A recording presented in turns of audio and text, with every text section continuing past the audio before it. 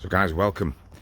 So check this out. I thought I'd break my duck, right? Easter weekend, never done a scooter rally before, and I'm off to sunny Whitby with a couple of the lads, and it's a national scooter rally, whatever that means. I think it means there's a lot of people there, right? So never done this before, so I've got some gear. I've got a decent Van Gogh sleeping bag, right, because it's going to be pretty chilly tonight, on the front rack. Nice and light on the front rack. We don't want to put too much weight on these Royal Alloy plastic models because it can crack the front panels. So nice light load on the front. I've got my bag there just with some clothes, trainers, the standard issue Adidas Sambas are in there, right? If you're a middle-aged man between 45 and 55, you know what I'm talking about. I'm wearing the monkey boots and wearing the Sambas when I get there because they're a bit lighter. What else have we got? I've got an inflatable, self-inflating mattress, right? Never used that before, brand new. We're going to see how that performs.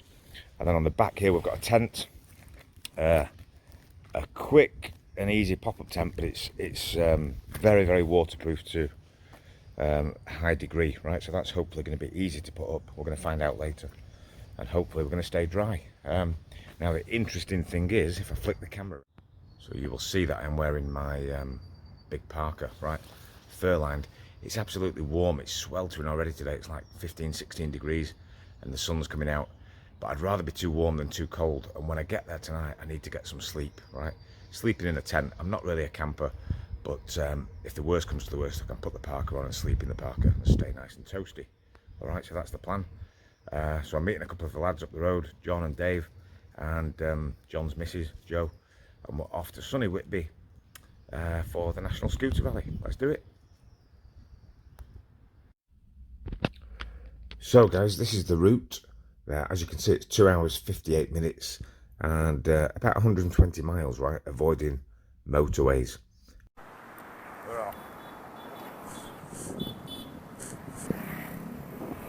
So I just need to apologise for the sound quality on this video.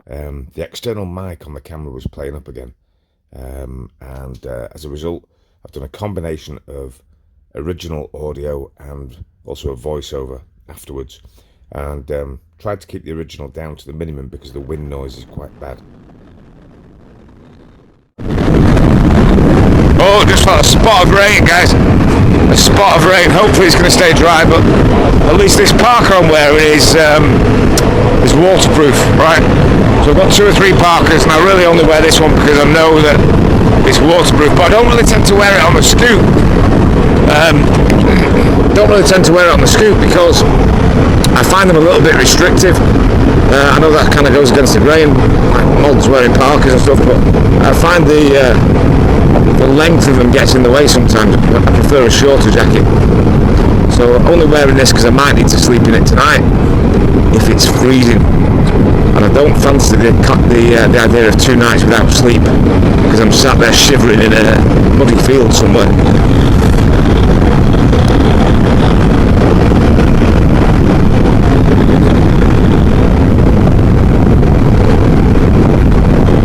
So we're coming up to one of our scooter pals. Wes lives on the left here. Let's give him a beep.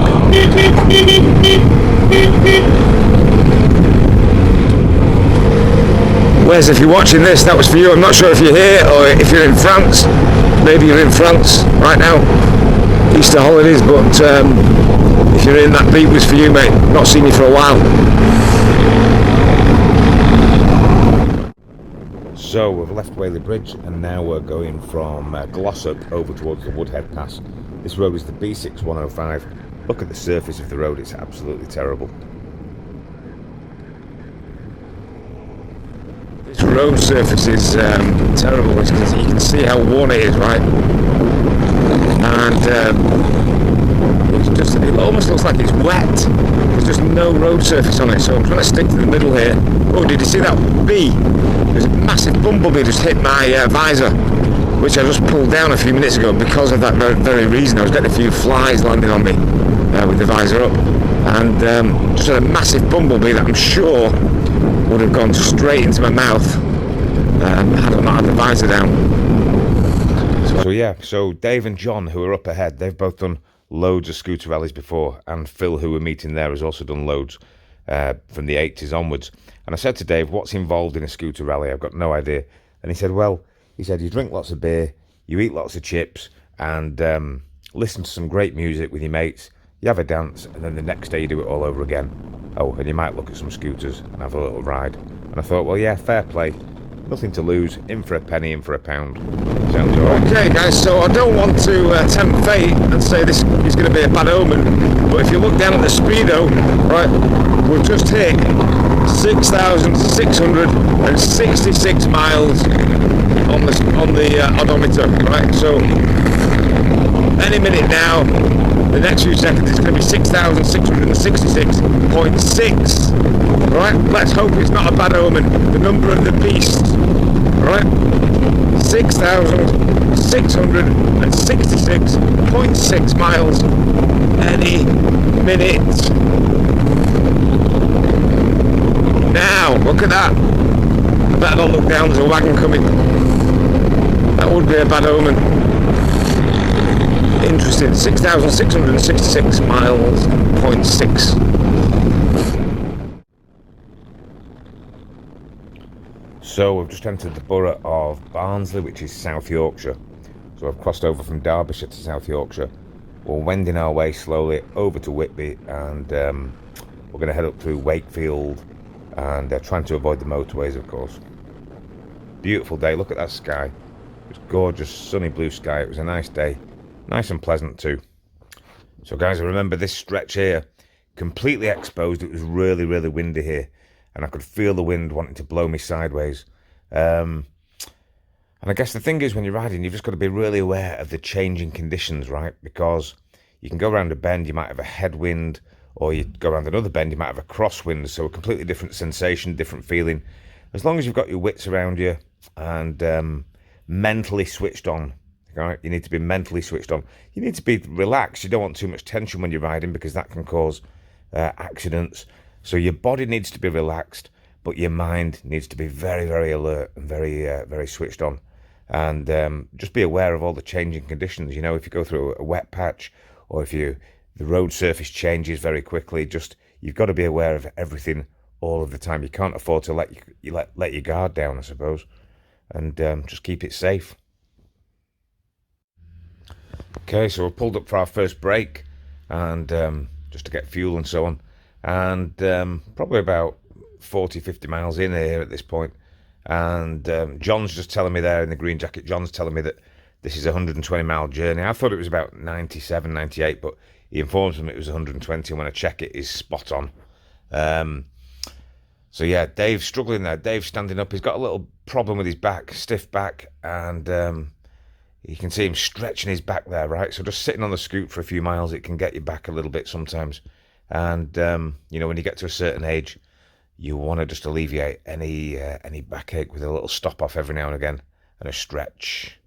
You can see there he's just working his back a little bit. Yeah. Clicking everything. Nothing's any good for you when you reach a certain age.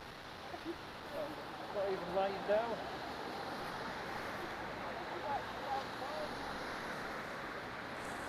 The first aider comes past, Dave, they'll probably stop when they see you lay like that.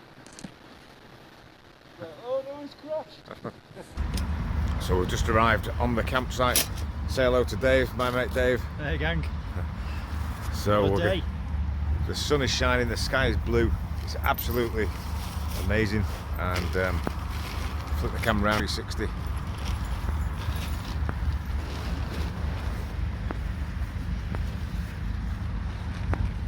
Right near the food stall. Pretty big field. And gonna get these tents up, and I'll leave the camera running.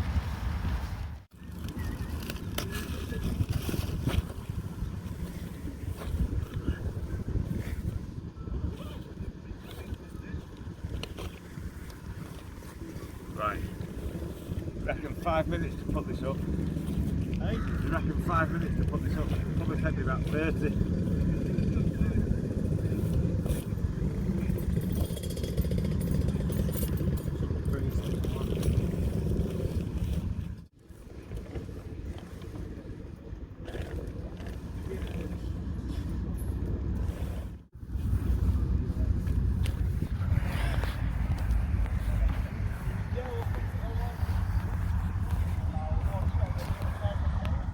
Okay, so several minutes later the tent is erected, it's up.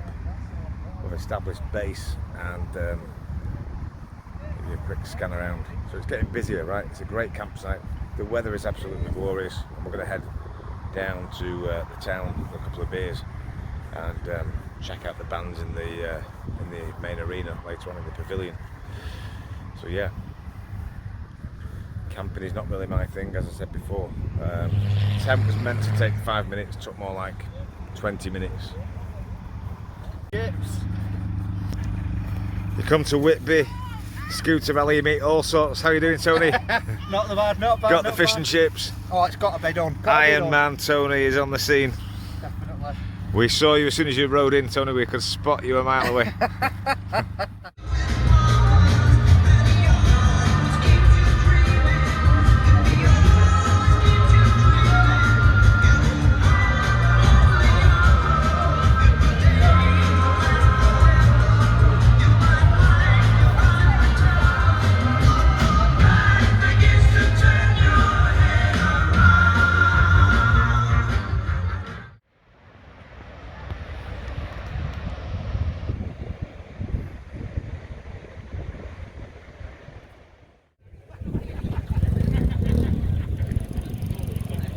Saturday afternoon down at the pavilion, and hundreds of scoots here, just having a quick walk round.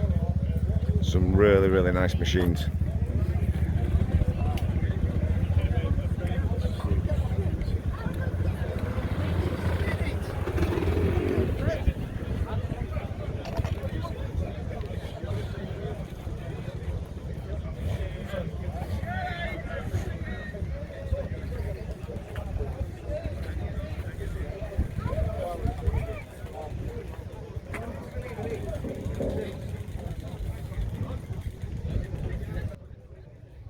So guys, as you can see, there's scooters of all different styles, right? There's Lammies, there's Vespers, there's new ones, there's autos, there's loads of Royal Alloys as well. So I would say that, you know, the ratio was probably about a third of each type, right? A third of Lammies, a third of Vespers, and then a third of kind of modern automatic machines, you know, and it just shows how the tide is kind of changing a little bit, right? A lot of the older riders now are switching to the autos just because it's easier on the wrists and the fingers and the hands than the old classics. So very interesting. But there were some great scoots of all different types. Just enjoyed looking at them all.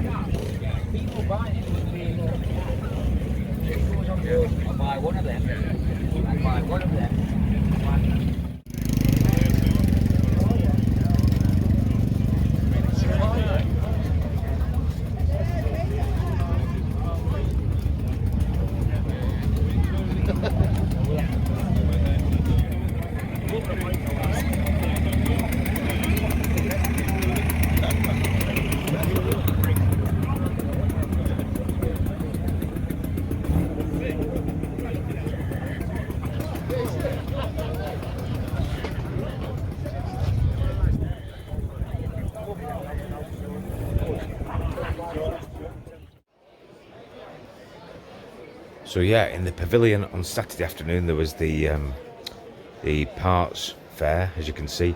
So you can buy pretty much everything here for scooters, from parts to stickers to clothing, jackets, protective gear, helmets, you name it, they've got it. Really enjoyed just looking around. Didn't buy anything, but I could quite easily have spent a couple of £100. And yeah, very interesting. One stall that I really loved up here, just coming up now, not this one, but the next one. Not that there's anything wrong with this one, but there was pictures and paintings and stuff. This one here, I loved it. It was stickers, pin badges, little enamel badges.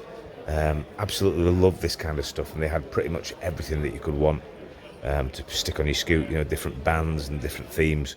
So really, really good store.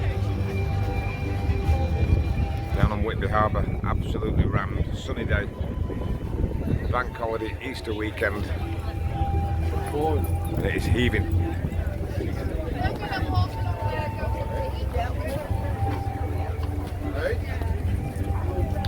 So yeah, if you've never been to Whitby, it's a really, really nice place. You should consider checking it out, and very, very picturesque.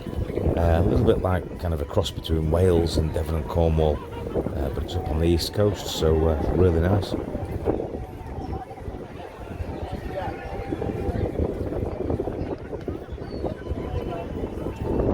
And one of the most famous things about Whitby is the Abbey, because the Abbey is located overlooking the harbour, and it sits just behind this church. This is the graveyard to the church. I think it's called St Mary's Church. It's on top of the hill, and there's 199 steps that lead up to it, right? Very, very famous steps.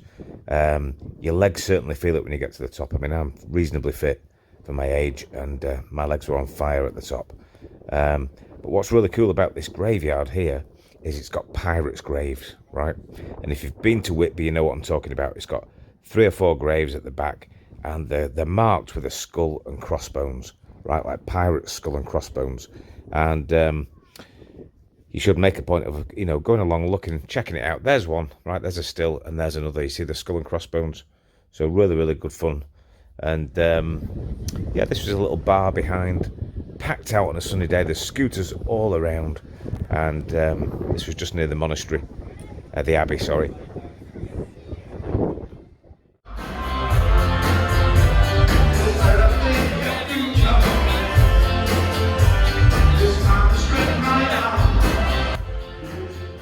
So here's our mate Phil, who's come over from Northern Ireland.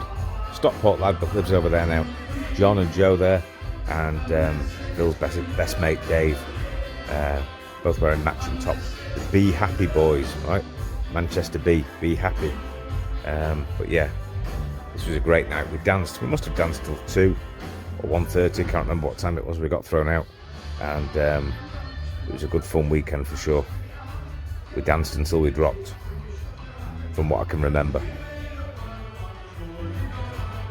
And this band, Manchester Ska Foundation, if you get a chance, check them out. They just play brilliant set list. Madness, The Specials, The Beat, The Selector, Bad Manners, all the classics are in there from the 80s, and absolutely loved that as well. Very, very good.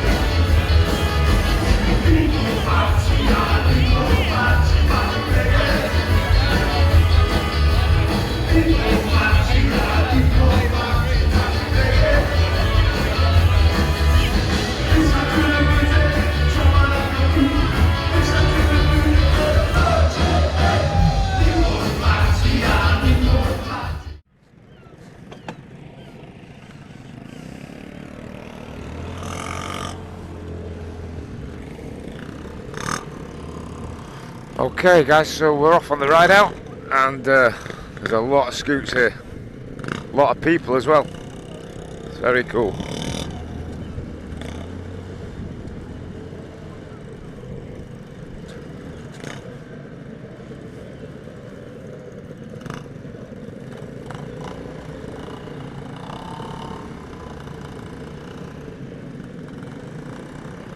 A lot of people. So I don't think I've ever been on a ride out this big, and so many members of the public, cameras, lenses. It's cool, very cool.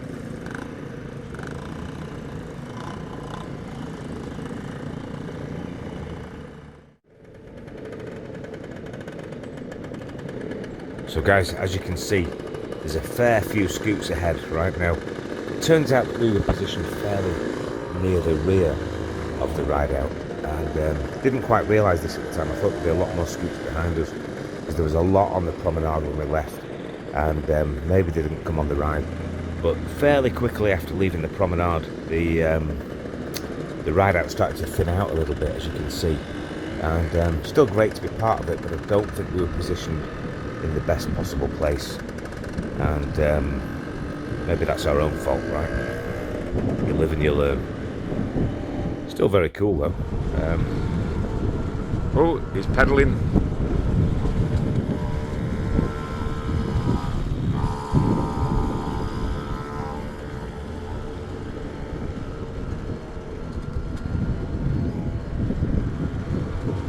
Guys, that is an interesting machine.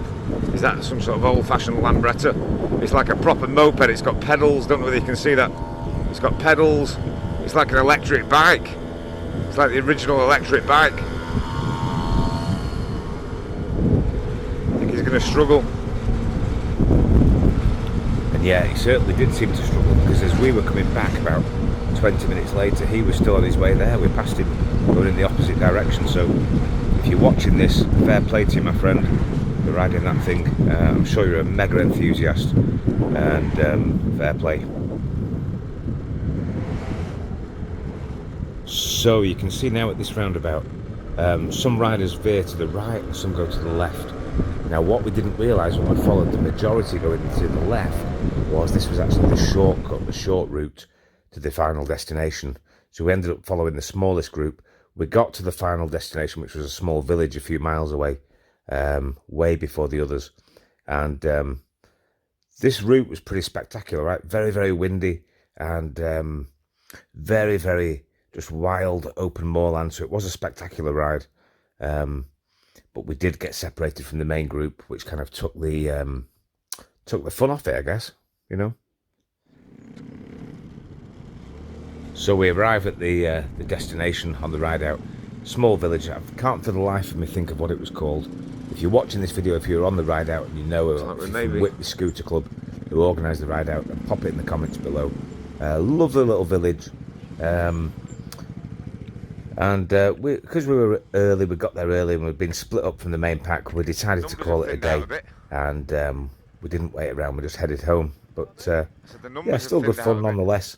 But next time, on the next scooter rally, I will position myself a little bit more in the main pack. Okay, now this is in Pickering, right, on the way home. Pickering, lovely little market town. And the most interesting thing about this is, I think I said earlier in the video that the general breakdown of scooters at Whitby was probably about 30%, like a third, 33% of each type, right? You've got the old classic Lames, you've got the Vespers, and you've got the modern autos. Now the interesting thing about this, riding home through Pickering, we pulled up to get some lunch, and there was this little group of scooters on the top. Now if you recognise your scooter, again, pop it in the comments below. But the interesting thing about this group of scooters was the majority here were Royal Alloys, right? Very, very interesting. Royal Alloy, Royal Alloy, Royal Alloy, Royal Alloy, Royal Alloy, Vespa, Royal Alloy, Vespa, Vespa, Royal Alloy, Vespa. Okay, so I've just switched back to some footage of the Sunday just before the ride out, just outside Whitby Pavilion on the front. And just to summarise really what I think of scooter rallies. It was my first one. I had no preconceptions and no preconceived ideas of what it would be. Did I enjoy it? Yes. Was it what I expected? Yes, pretty much. Was it good fun? Yes. Probably more fun if you go with a couple of mates, like I did, than going on your own.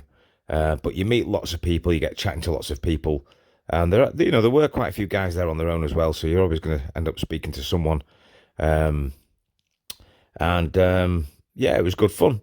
It was well organised. I believe that the organisation that do these national rallies is called VFM, which I learned stands for Value for Money Scooter Rallies. And yeah, it was well organised, so fair play to VFM for doing a good event, and the campsite was well organised as well. So yeah, it was a great weekend, and I will most likely do another one this year as well, so look out for that. And guys, if you were there, put your comments below, and look forward to reading them. Guys, thanks for watching as always, and don't forget to subscribe if you like the videos. All right, cheers guys.